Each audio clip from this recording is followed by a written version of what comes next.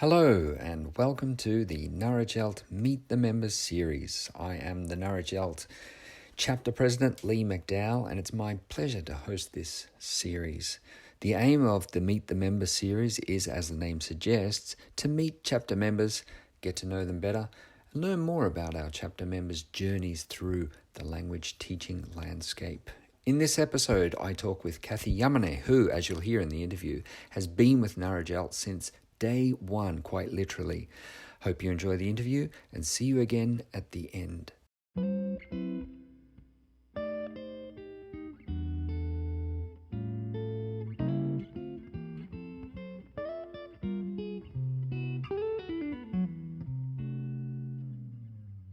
Okay, I am here with Nara JALT chapter member, Kathy Yamane. Kathy, thank you for being our guest on Meet the Members.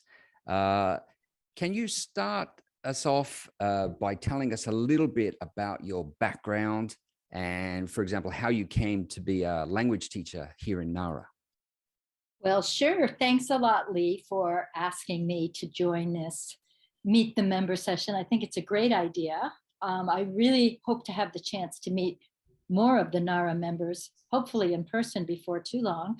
I'm originally from upstate New York, and I'm one of those people who kind of always knew that I would become a teacher. I loved school. I always loved school. And my mom likes to tell the story that when I was in kindergarten, I came home from school on the very last day of school in tears because I wouldn't be able to go to school for 2.5 months.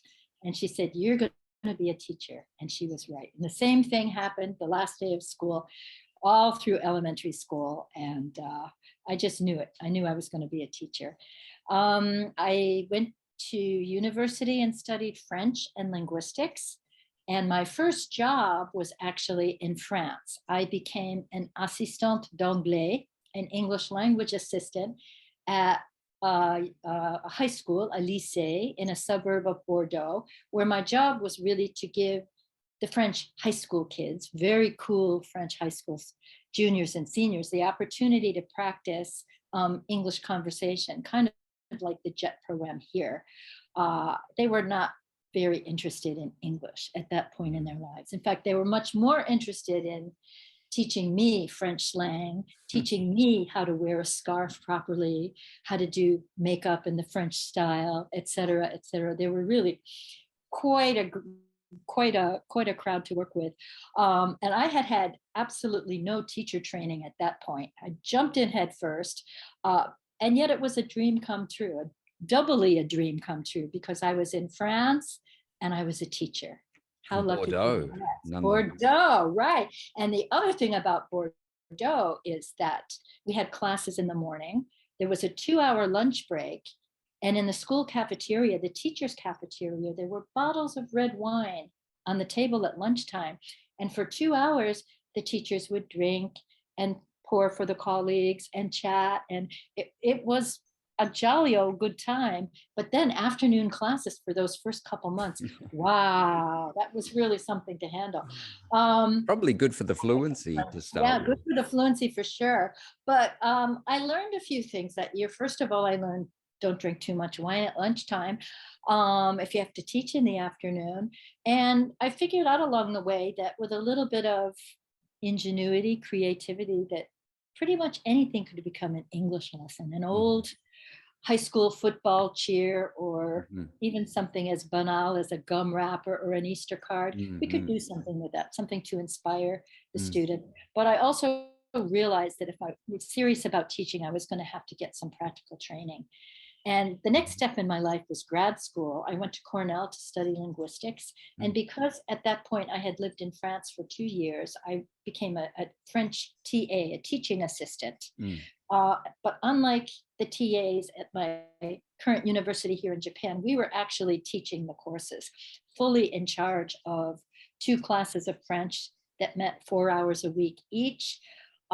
And we were really carefully trained and supervised. Before the program started, there was a 1-month summer program that I think was subsidized by Exxon, one of the big rich oil companies.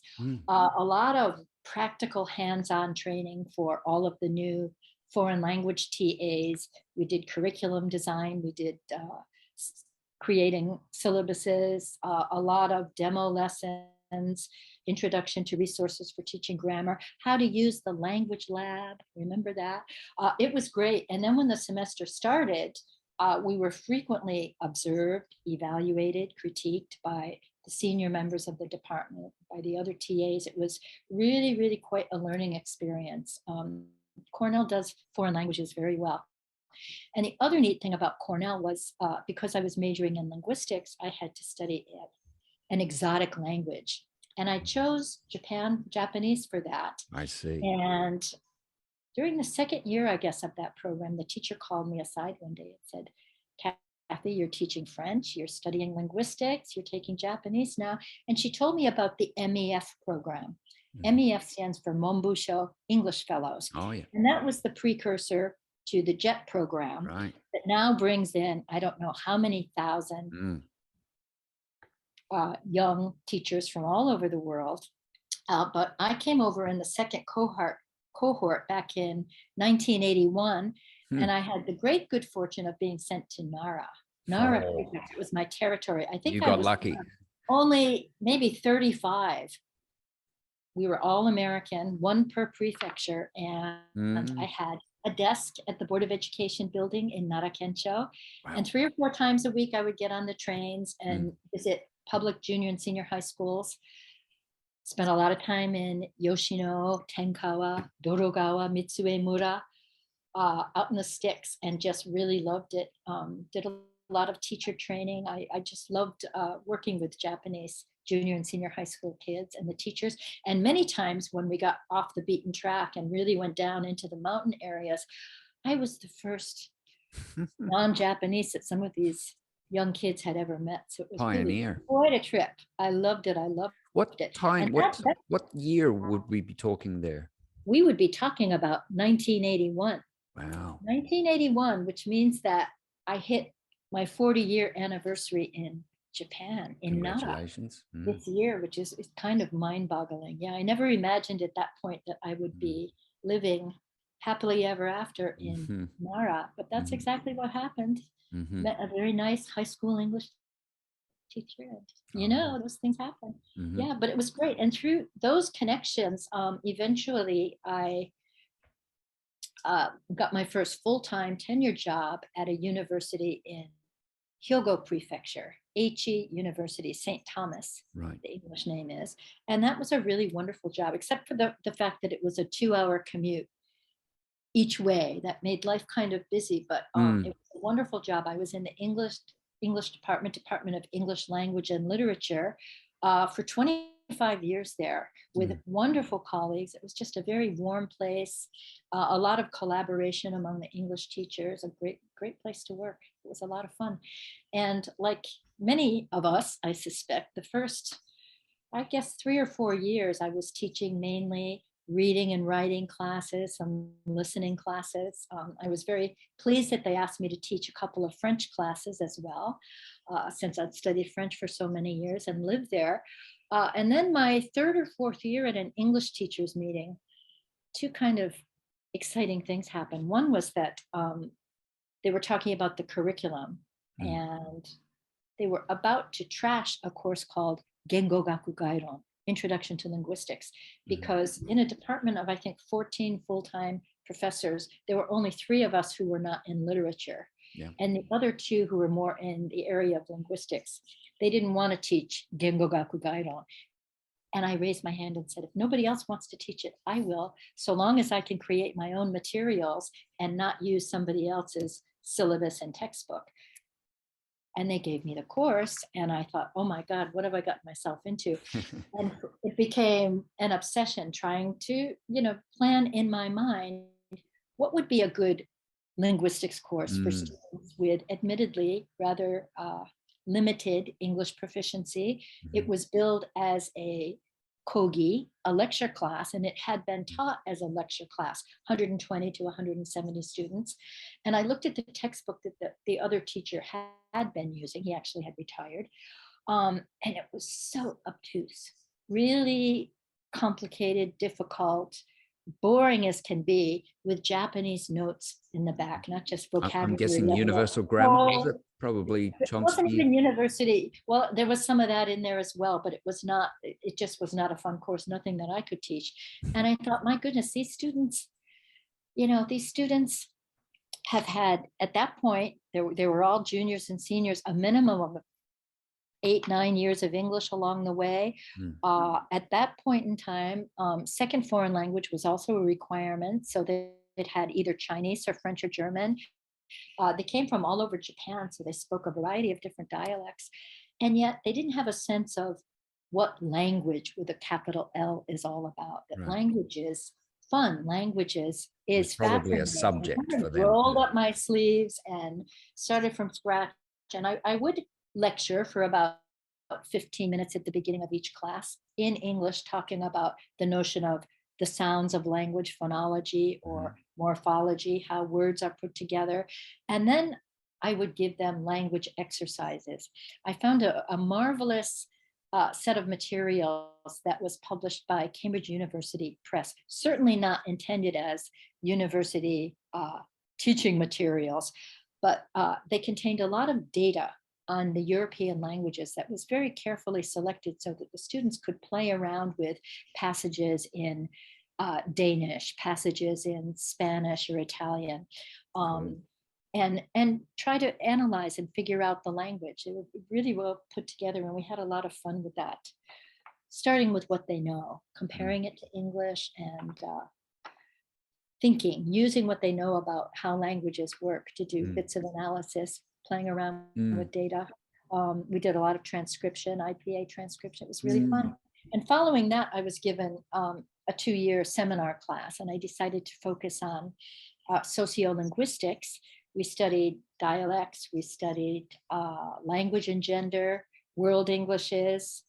We did Black English was a big thing there in the 90s. And my students were really interested in that. I would have them go out and collect data, bring in song lyrics, and we would analyze the phonological patterns, analyze the grammatical patterns, used a lot of video in class. Yeah, it was really quite wonderful. I enjoyed those years very much. Very much. Sounds good. Well, that's quite an impressive background. I'm quite impressed by that pedigree. I had no idea that's where you were coming from. It's very impressive. Well, I'm sure yours is equally impressive, and I hope I have a chance to hear it. No, my story is much more roundabout. That was great. Thank you.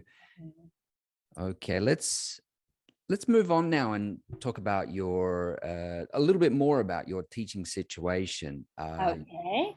Tell us a bit more about your teaching experience and your teaching approach to teaching English as a second language, sort of what you teach and how you teach it and so on.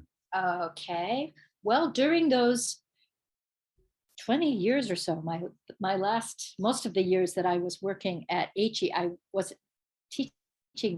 not really teaching English. I was doing linguistics courses through the medium of English, They had to do everything in English, including writing their Sotsuron, the graduation thesis. So that was challenging, but if you pitch it at the right level and find materials that are engaging for the students, surprise, most of the time they're able to do it. That job unfortunately finished up in 2013. The school stopped recruiting students. They lost the demographics race, very sadly, because it was a lovely school. And at that point, I moved to Nara University, which is a 10-minute drive from home. So I traded my 2-hour commute for a 10-minute drive. It was really, really nice. But I also gave up teaching all of those really fun courses. And I kind of missed that. What I'm doing here is oral communication. Primarily, a lot of oral communication courses. I'm the only— Here is the Nara University. Nara University, the only native English speaker on campus. In fact, one of only 2 non-Japanese full-time faculty members here. But I've enjoyed it. I hadn't done oral communication courses in well, in decades, when I made the move to Nara University. Mm, And at first, to be honest, I wondered how I was going to deal with that, mm, somebody who was already well into my 50s at that point. But the pleasant surprise when I got out there and started looking at materials was that there had really been a revolution in textbook mm, preparation. A lot of great things out there, including some of the books that we were talking about earlier, Lee. mm, The Cengage National Geographic mhm. uh, courses that are just, they've got fascinating content. A lot of topics, a lot of subjects that really draw the students in, things that they want Yeah. to talk about, things that they want to learn about. It's like all Uh, those years of research in applied linguistics is fed back into it, and right, now we're right. seeing, Well, and there's it's just been really nice to, no end of the variation and that you can get in textbooks now. no, there's no end to the variation. And it's been exciting to see that a lot of, uh, even a lot of non-Japanese who have been here teaching and working in Japan for years are producing their own materials. And a lot Mm. of them are just outstanding. And they're not only used in Japan, they're used Yeah. worldwide, and proving to be very, very successful. I feel proud of a lot of these young teachers who came over wide-eyed and perhaps without that much experience and really created exciting careers for themselves Mm. here in Japan. So the point I was making is that the sky's the limit now. I was just really surprised, pleasantly surprised that there are so many excellent materials out there for teaching speech, for teaching drama, for all levels of oral communication and listening. Yeah, even for students with rather low-level English ability. Mm. Nara University does not have a department of English language or Mm. English literature. So the students that I teach are from all of our other departments. Cultural heritage studies, which is archaeology with art history. We've got a strong Japanese lit department, a strong That history department, a little bit of everything.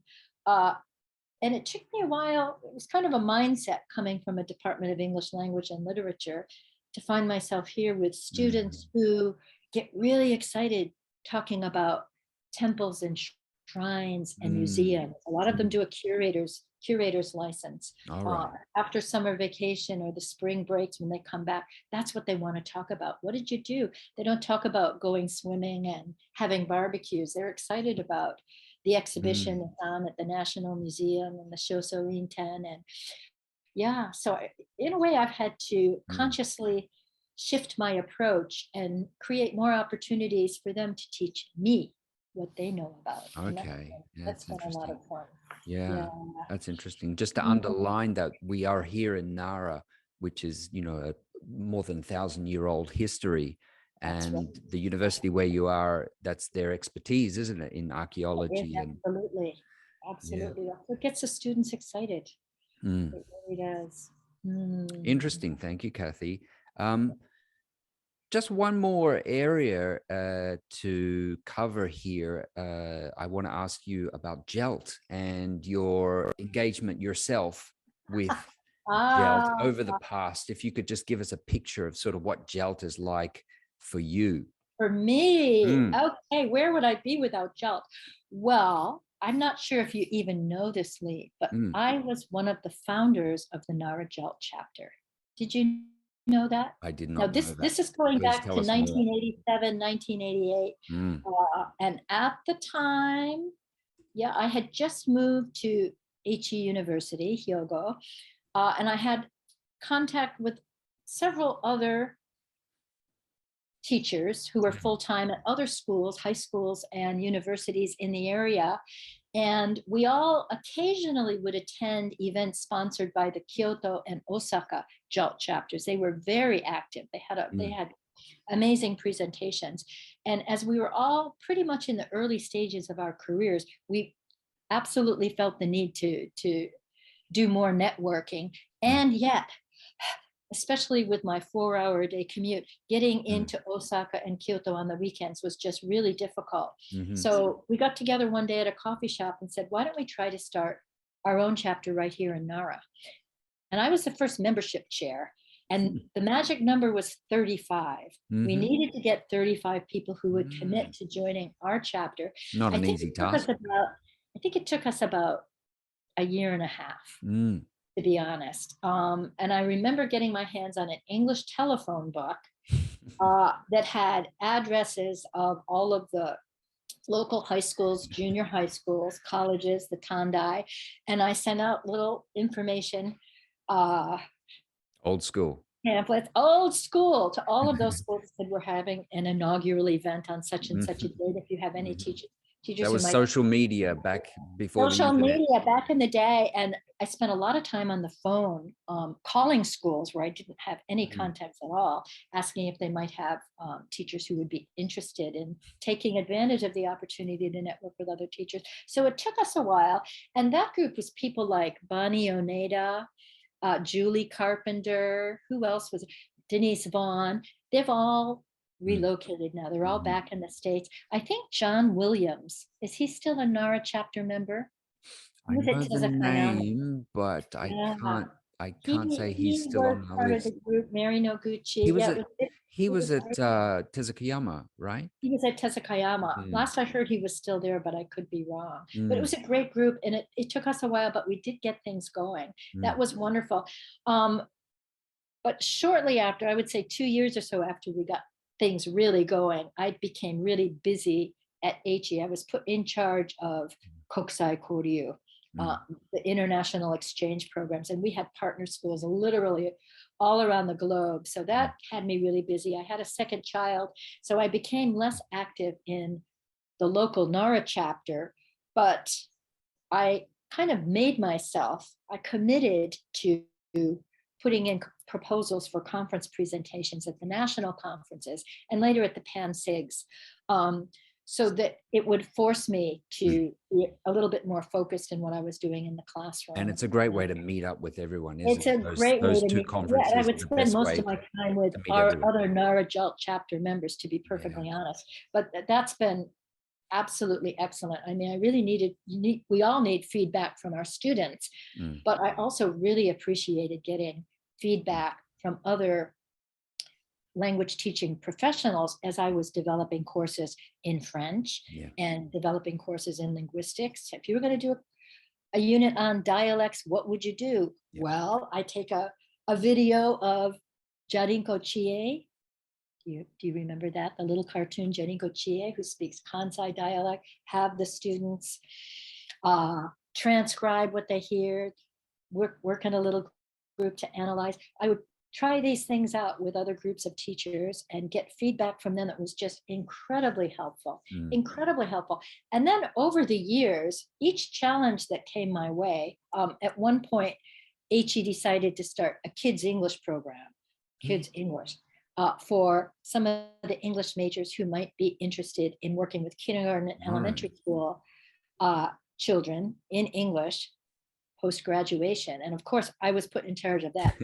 And it was like, okay, how am I going to deal with this? Well, there's a young learners SIG. There you go. It literally saved my butt. I got so much helpful information. I was so welcome into the fold.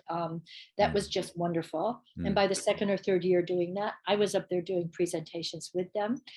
Here at Nara University, one of my interesting challenges is twice a year preparing 3-day intensive classes for their distance education program, which is a combination of history and cultural heritage studies. And in order to get that degree, the students, who are literally all over Japan, they have to have 2 foreign language courses. And there are 3 classes offered in English, 2 in Chinese. But the average age of those students is probably well beyond my current age. Oh, really? The oldest ones that I personally have taught in the classroom were about 85, 86. Wow. But there are people who have often retired, and then, they want to study some more. It's really interesting. Or people who maybe had a strong interest when they were young in history or in Buddhist sculpture, but they were steered to the sciences because that was felt to be a more serious area of study, whatever. But that was a really interesting challenge initially, working with mature learners. So I contacted the people who are in charge of lifelong language learning SIG. And there's my audience, people I could bounce ideas off of. Yeah. And the networking has just been wonderful, Mm, been wonderful. I mm, don't know what I would have done all these years without mm. JALT, really.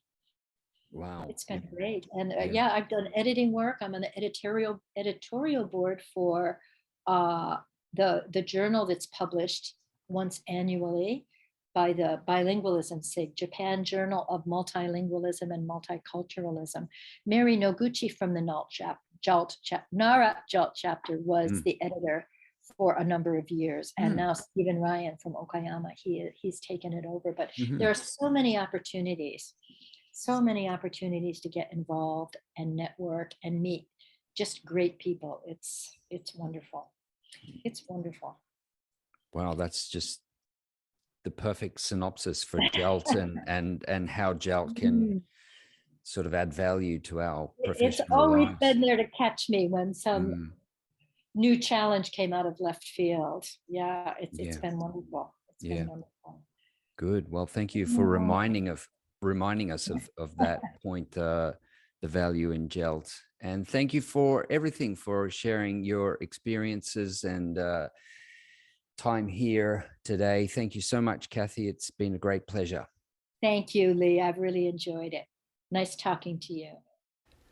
Thank you for listening to this episode of the Nara JALT Meet the Member series. Hope you enjoyed it and look forward to the next one. Who knows, it might be featuring you. See you then.